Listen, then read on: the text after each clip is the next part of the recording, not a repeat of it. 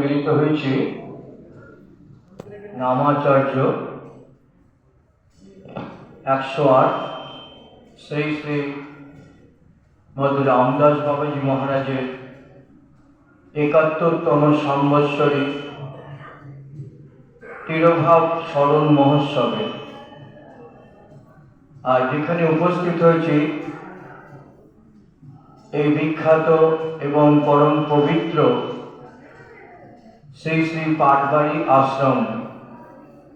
বৈষ্ণবগণ মাত্রই এই পাটবাড়ি আশ্রমের নাম সবাই জানেন। যারা বৈষ্ণব দর্শনের সাথে যুক্ত, যারা বৈষ্ণব ভাবনার সাথে যুক্ত, তারা সকলেই এই পাটবাড়ি আশ্রমের নাম অবশ্যই জানেন। তাই ছুটে আসেন প্রত্যেকটি দিন, প্রতিটি মুহূর্তে পাটবাড়ির ধুলোতে ধূসরিত হবেন বলে। আজকে আমরা তাকে স্মরণ করে এখানে মিলিত হয়েছি, যিনি আমাদের প্রাতঃস্মরণীয় ব্যক্তিত্ব এবং যাকে স্মরণ করলে পবিত্র হওয়া যায়, সেই শ্রীমৎ রামদাস বাবাজি মহারাজ। আজকে তাকে স্মরণ করে আমরা এই নির্জন তিথি উৎসবে সন্ধ্যায় উপস্থিত হয়েছি।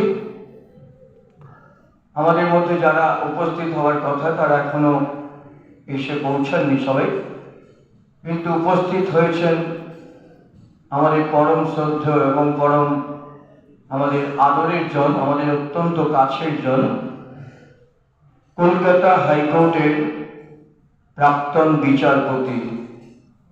এটা তার বিশেষ পরিচয় নয়, তিনি একজন পরম বৈষ্ণব, তিনি একজন পরম ভক্ত, তিনি একজন পরম ভাগবত। শ্রী অজিত কুমার নায়ক মহোদয় অনেকক্ষণ এসে উনি বসে আছেন। আমরা অনুরোধ করব তাকে আজকের এই স্মরণ সভার উদ্বোধনী ভাষণ দেবার জন্যে। তার আগে একটু বেদের মন্ত্র স্মরণ করি।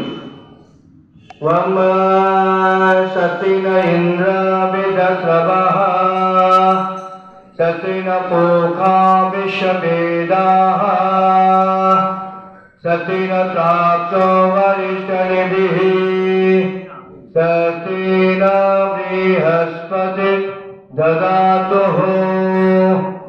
ওম সোমং রাজানং অরুণমগ্নিমন্নারভামহে আদিত্যং বিষ্ণুং সূর্যং ব্রহ্মাণং চ বৃহস্পতিম। ওম স্বস্তিঃ ওম স্বস্তিঃ ওম স্বস্তিঃ। অয়মারম্ভ সহায় ভবতু। আমাদের